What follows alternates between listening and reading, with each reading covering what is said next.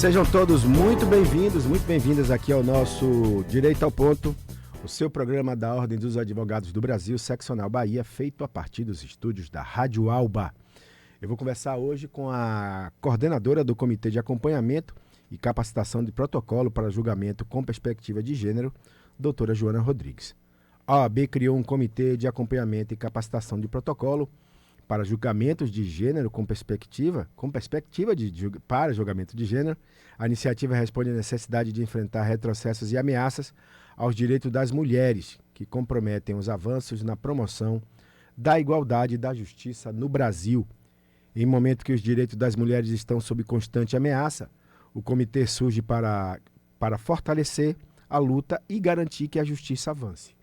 Para entender como será o trabalho desenvolvido pelo comitê que recebemos então, doutora Joana Rodrigues, seja muito bem-vindo ao Direito ao Ponto. Tudo bem com você? Tudo ótimo, um prazer estar aqui, viu, Luiz? Muito prazer. Prazer todo meu e mais ainda dessas perspectivas novas que a OAB tem criado para poder não somente abastecer, por assim dizer, a profissão, como para criar novas possibilidades, né? Acho que isso é importante, né? Perfeito.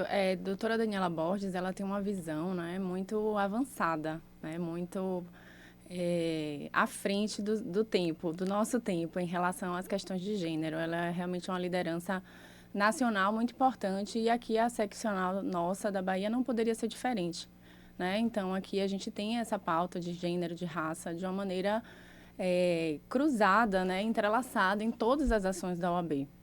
E o comitê ele surge como sendo mais um instrumento, né, nesse enfrentamento, que é um enfrentamento diário mesmo, né, em relação a um sistema de justiça que muitas vezes não faz o que tem que fazer. Um sistema de injustiça, é verdade. Então, a OAB tradicionalmente tem duas comissões, né, que tratam especificamente da pauta mais voltada para as mulheres, de gênero, né? Temos também a Comissão de Diversidade, presidida pelo meu querido amigo Ives. Que me ligou, inclusive, por esses dias, falando sobre um problema que teve de gordofobia. Isso, é verdade. Acontecido. Aí nós temos a Fernanda, que eu sei que já estiveram aqui recentemente, ela e Thaís Bandeira, minha presidente, lá na Comissão da Mulher Advogada. Grande amiga. Exato. E aí nasce o comitê. O comitê, ele não é uma comissão, Gunner. Ele é um comitê, ele é um grupo de pessoas para construir políticas, estratégias específicas para falar desse documento, né? Para tentar projetar a importância da advocacia no processo de mudança desse sistema que a gente estava falando, né, do sistema de injustiça, que muitas vezes invisibiliza pessoas, invisibiliza olhares. E muitas vezes, me permita lhe dizer, Joana, quase sempre, né? Quase sempre, exatamente. Verdade, exatamente. Você colocou no ponto certo. E aí o comitê, ele vem nessa perspectiva, né, de falar especificamente desse documento, do que é, em verdade, né, a perspectiva interseccional de gênero. O nome do comitê acabou ficando grande mesmo, viu, Gunner? O comitê, eu me enrolei às vezes as pessoas se enrolam, enfim, até membros do próprio sistema, quando vai mencionar o comitê. Mas é porque é importante, eu acho que até nomear efetivamente o documento... nesse contexto, uma questão afirmativa mesmo, né, da gente compreender. Então, e o comitê, ele vem para fazer, ele tem duas funções, né, essenciais, que é a capacitação da advocacia, e quando a gente usou o termo acompanhamento no nome, significaria uma espécie de monitoramento da efetividade desse protocolo. Então, quando a gente diz é um comitê de acompanhamento e capacitação sobre o uso do protocolo. E aí vem todo o nome do protocolo, que já é um nome grande. O protocolo para julgamento com perspectiva de gênero. E eu ainda gosto de usar, quando eu falo assim extraoficialmente, eu ainda uso a palavra interseccional de gênero. Porque eu acho fundamental, não há como a gente falar do que a gente fala dessas lentes, sem trazer a interseccionalidade, sem trazer as outras dimensões, né, da subjetividade das pessoas que são, digamos assim, o foco desse olhar, né, que são as pessoas que tradicionalmente sofrem as violências, as discriminações, as exclusões na nossa sociedade. Então, não tem como deixar a raça de fora, não tem como deixar capacitismo de fora, não tem como deixar a LGBTfobia, digamos, de fora. Então, A gente usa o termo, apesar do protocolo ele não trazer em seu nome o termo interseccional, ele sim aborda, né, sobre essas outras questões de uma maneira talvez não tão aprofundada assim, mas ele traz essa importância. Então, eu ainda gosto de usar lentes interseccionais de gênero. E é nesse sentido que o comitê ele se coloca. Né, o comitê, pela lógica, pelo tempo, ele está criado há quanto tempo? Pelo tempo que está criado há então, quanto tempo? ele surgiu no final da última gestão de Dani, né? Chamar ela assim, mandar um abraço aqui para toda a diretoria. No final da mais recente gestão. Da última gestão, já ali quase perto do último ano da gestão, Sim. Né? Eu tive essa conversa com Dani, assim, eu falei para ela do meu desejo, porque o que acontece, Ganem? O comitê, o protocolo em si, esse documento que a gente trata e a gente fala e a gente ensina sobre ele também prevê o ensino da magistratura, né? Ele também prevê a existência de um comitê para capacitar a magistratura, né? Das mais diversas áreas jurídicas ali contempladas no documento.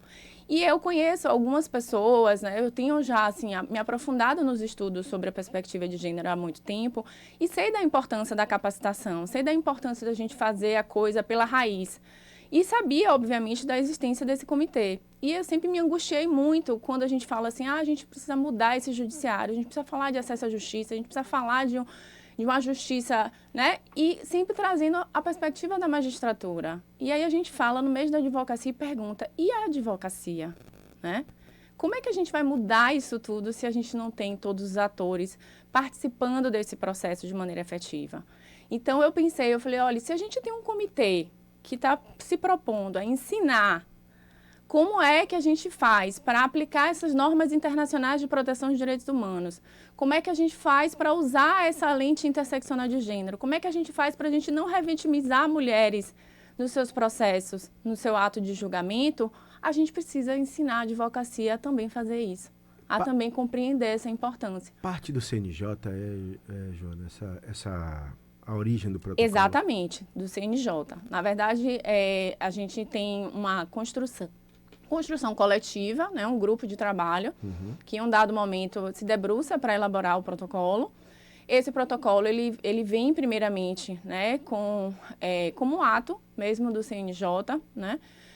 Depois ele se torna uma recomendação, que era a recomendação 128, que já foi uma vitória, né, dentro desse processo ali, desse contexto histórico. E num segundo momento, já no terceiro momento, quer dizer, ele se torna uma resolução, né? A gente tem, ele é erigido a um ato normativo por meio de uma resolução. E aí a gente tem uma perspectiva de cobrança efetivamente maior, né? Uma possibilidade de afirmar com mais categoria de que se trata de uma obrigatoriedade, né? A gente precisa ter uma justiça que entenda e aplique efetivamente a perspectiva interseccional de gênero. Então, agora a gente tem esse ato, né, que é a resolução 492, que é de 2023. Então, foi assim um processo, sabe?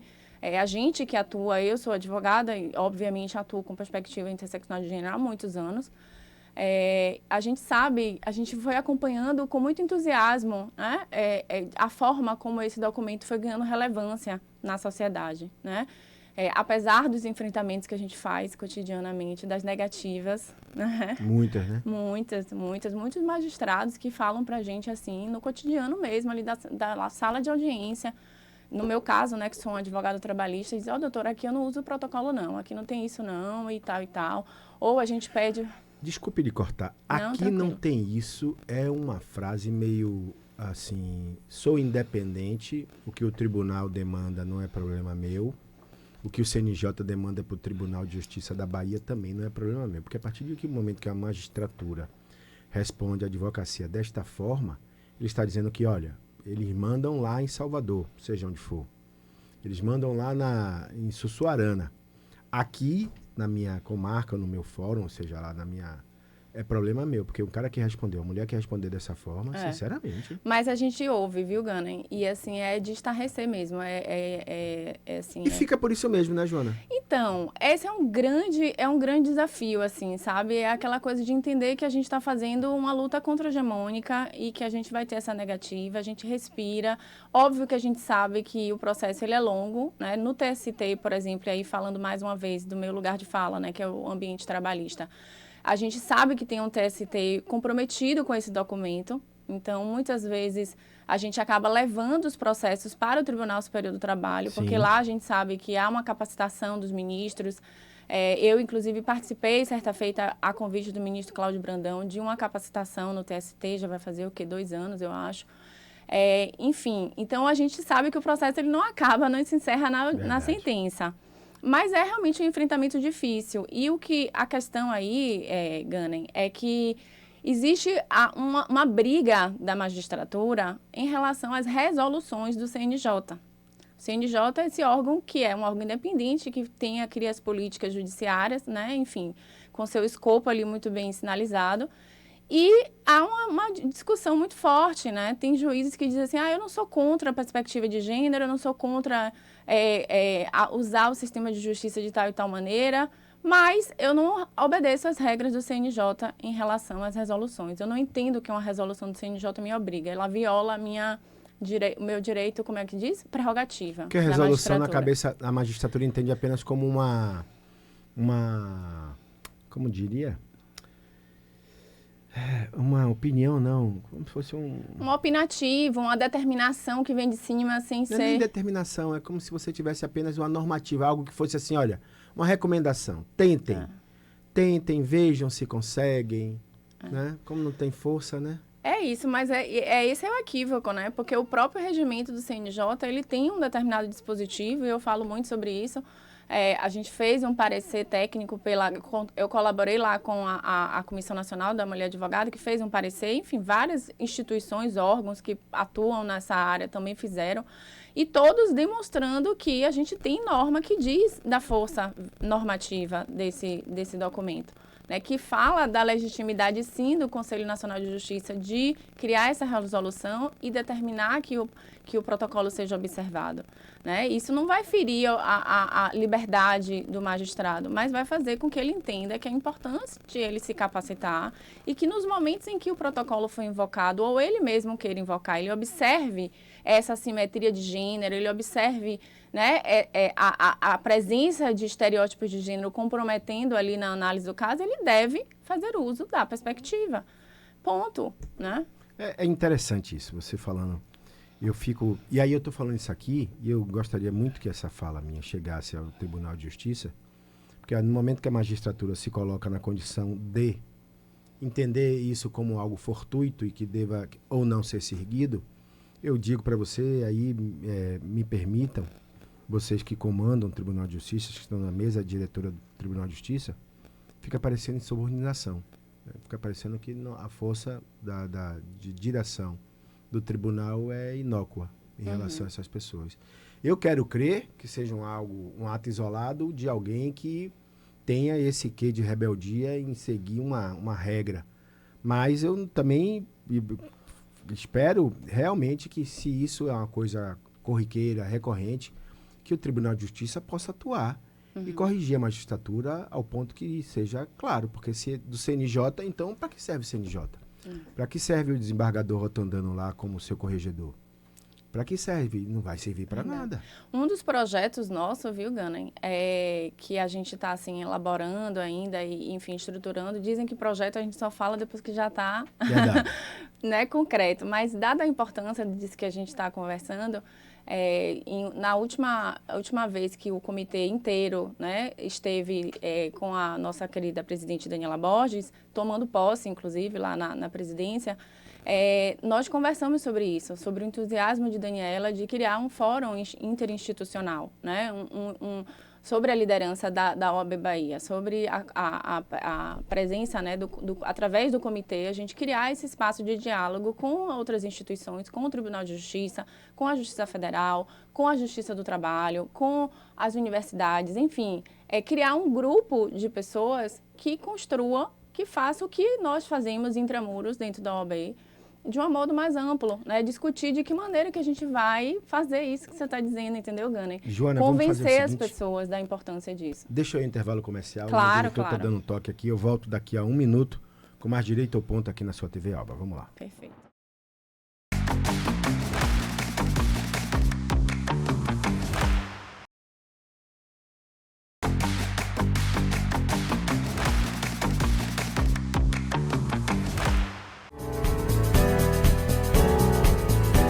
De volta então nesse segundo bloco aqui do Direito ao Ponto, direto dos estúdios da Rádio Alba, transmitindo para a TV Alba. Lembrando que essa é uma parceria da Fundação Paulo Jackson Rádio e TV Alba com a OAB Bahia, Ordem dos Advogados do Brasil, Seccional Bahia. Conversando hoje aqui com a doutora Joana Rodrigues, coordenadora do Comitê de Acompanhamento e Capacitação do Protocolo para Julgamento com Perspectiva de Gênero. A gente falava no primeiro bloco dessa questão da praticidade da relação que o judiciário, principalmente a direção do Tribunal de Justiça, precisa tomar em relação àqueles, o que eu poderia chamar de subordinados, ou talvez de não conhecedores da norma que esteja em vigor. Agora eu queria que você falasse sobre exemplos práticos da aplicação no dia a dia da advocacia. Perfeito. O que a gente pode demonstrar? Então, primeira coisa que a gente precisa falar, assim, de uma forma bem sucinta, Gane, é que a lente interseccional de gênero, ela permite que a gente enxergue aspectos, né? Eu gosto sempre de brincar quando eu estou falando do protocolo, fazer até uma dinâmica de pedir para as pessoas tirarem suas lentes e olharem de novo para ver. Porque quando a gente usa a lente interseccional de gênero, a gente consegue visualizar aquilo que nem sempre está a olho nu, né? Nós vivemos numa sociedade extremamente desigual, né? Estruturalmente desigual, uma sociedade machista, uma sociedade racista, na qual pessoas que ostentam essas identidades, né, que vivenciam a interseccionalidade do cruzamento dessas identidades, dessas opressões, vivenciam a nossa sociedade conflitos e discriminações e violências muito específicas, né? Sim. Essas violências, essa realidade, ela chega no sistema de justiça. Essas relações que são permeadas por essas violências, essas discriminações, elas chegam no sistema de justiça.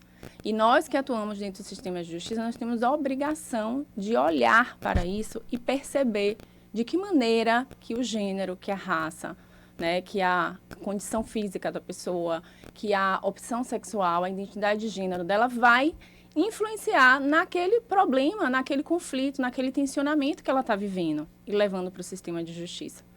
Então, usar a lente interseccional de gênero é observar, por exemplo, onde está o estereótipo de gênero que permitiu que aquela pessoa, por exemplo, e aí vamos ao evento prático na área do trabalho, que aquela mulher, né, gestante, ela perdesse o emprego.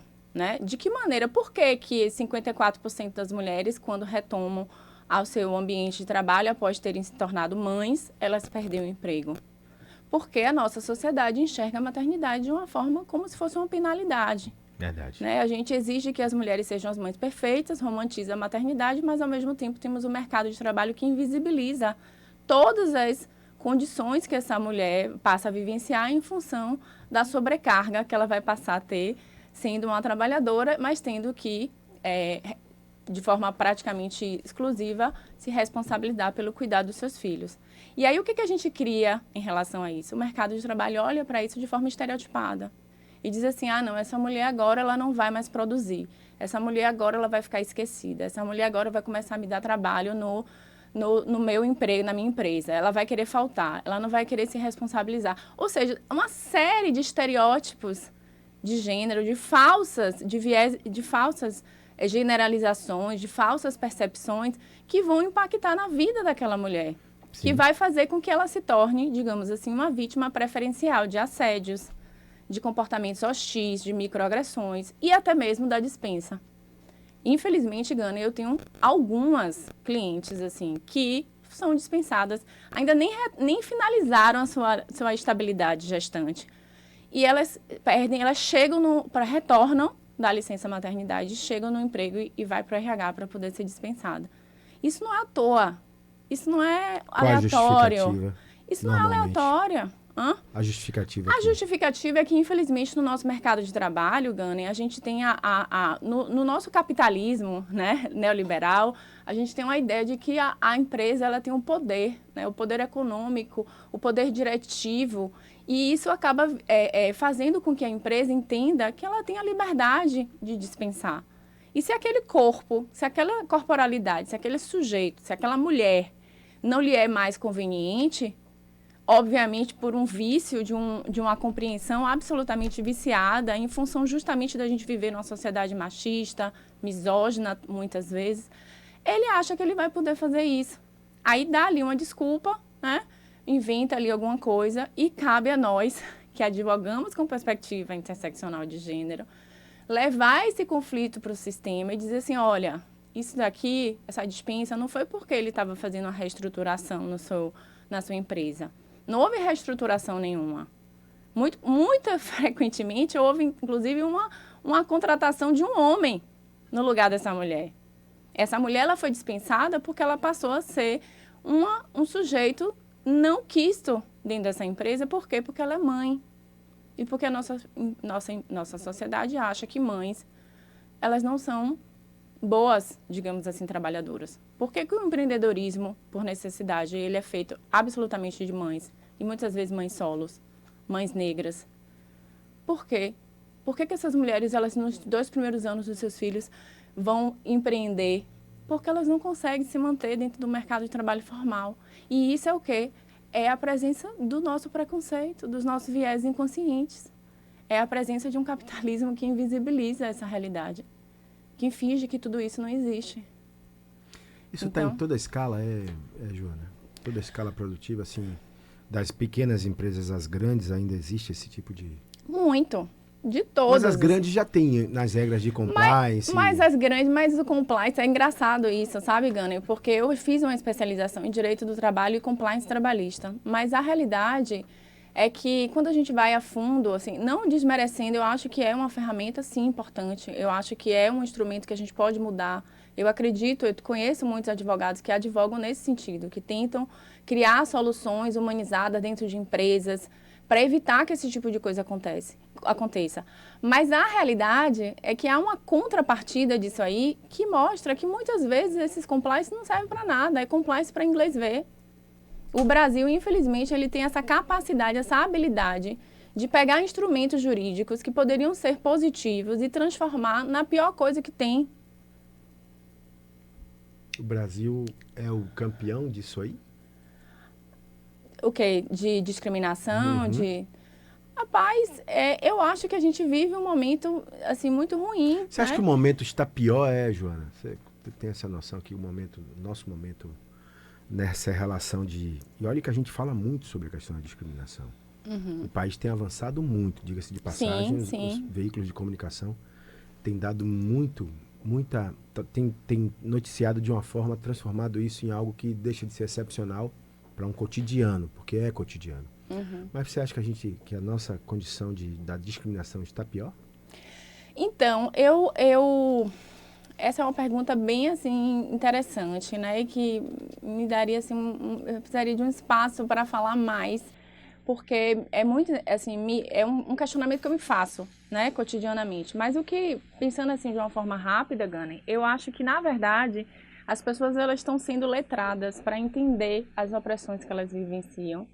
E a gente está chegando no momento em que as pessoas estão intolerantes àquilo que é intolerável.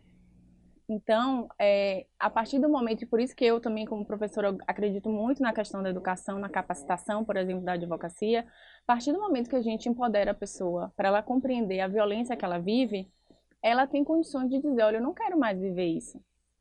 Isso eu não quero mais passar. E aí é que a gente vê essas questões serem levadas ao judiciário. Por isso a importância do mundo jurídico, por isso a importância da gente dizer que o direito não é neutro, sabe? Então, não é que eu acho que talvez, por um lado, você pode dizer assim, sim, se a gente evolui, em algum momento a gente evolui no direito das mulheres, a gente evolui nas pautas sociais, a gente vai ter um movimento refratário, um movimento, né, contra... né, um movimento contrário, né, de reação, e isso a gente vê em todo lugar do mundo, né? que é que tem sido feito para a gente desconstruir essas práticas discriminatórias no julgamento? Ou melhor, quais são os desafios para desconstruir isso? Eu acho que o desafio primeiro é a gente compreender e reconhecer e fazer, digamos assim, o nosso dever de casa quanto a nós mesmos. Tem sido feito esse dever de casa quanto a nós mesmos? Olha, a gente está batalhando. Estou te fazendo só pergunta fácil, né?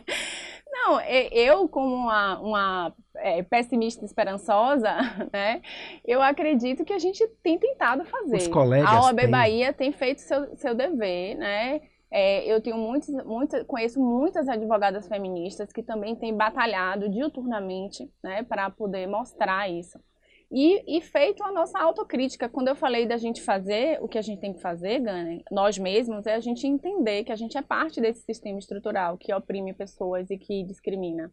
A gente tem na nossa própria vida os nossos viés inconscientes discriminatórios contra pessoas negras, contra as mulheres, contra... Então, a primeira coisa que o magistrado, que o advogado tem que reconhecer é falar assim, olha, eu sou parte dessa estrutura, eu fui socializada de uma maneira que eu compreendo as coisas muitas vezes. E de que maneira que a gente impede isso? É fazendo o nosso próprio letramento, é buscando estudar, é buscando compreender, buscando...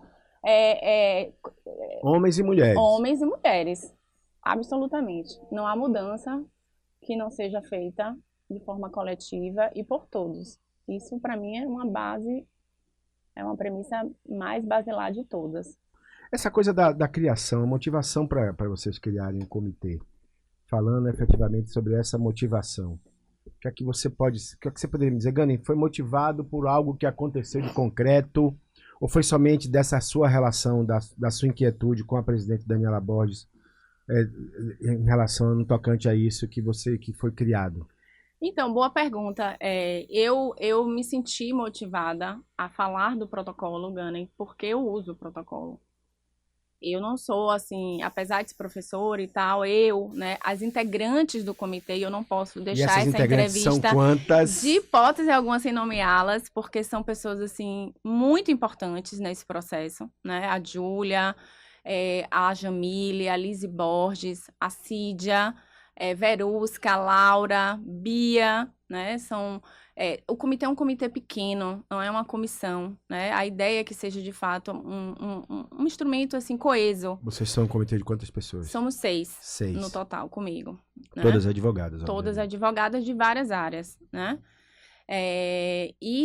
Então, assim, são pessoas que atuam efetivamente com o documento e que entendem, Gane, que apesar de ser muito difícil, apesar da gente tomar muitos nãos, a gente vê a mudança quando a gente usa as lentes interseccionais de gênero e quando a gente tem uma decisão efetiva de um magistrado que também compreende a importância disso.